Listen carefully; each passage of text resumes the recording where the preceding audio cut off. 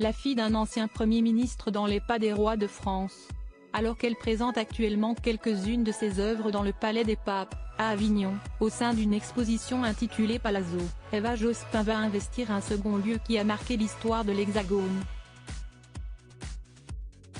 En effet, comme l'a rapporté Le Figaro, la fille de l'homme politique Lionel Jospin, bras droit de Jacques Chirac de juin 1997 à mai 2002, et d'Elisabeth Dannemuller, fille du journaliste Jean Dannemuller, se verra ouvrir les portes de l'orangerie du château de Versailles du 18 juin au 29 septembre 2024 pour y établir une nouvelle exposition intitulée Eva Jospin Versailles.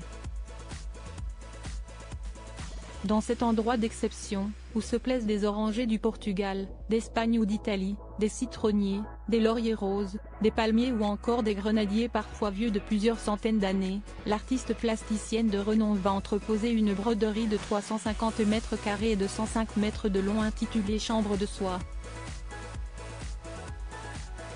Le but ? Ouvrir un dialogue singulier avec l'imposante architecture de l'orangerie et, qui, invitera le visiteur à la déambulation.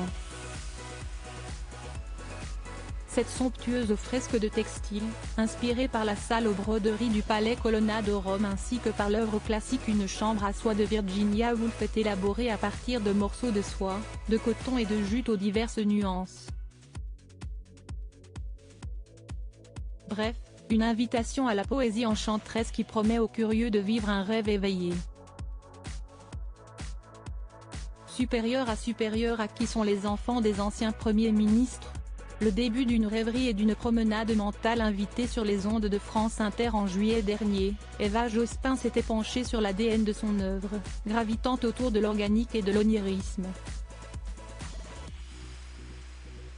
J'essaye de capter l'attention des gens qui viennent regarder les œuvres et c'est souvent la façon dont moi je regarde les œuvres. J'essaye de recréer cette sensation pour les visiteurs. On a un premier coup d'œil où on embrasse l'œuvre en général, sa totalité, a ainsi développé celle qui a fait ses armes à l'École nationale supérieure des beaux-arts de Paris. Et de poursuivre, puis après on se perd dans les détails et en fait ça capte notre attention. Il y a un va-et-vient entre le général et le particulier, qui permet le début d'une rêverie et d'une promenade mentale. Une expérience singulière. Article écrit en collaboration avec 6 médias Crédit Photo, Rindolph Board.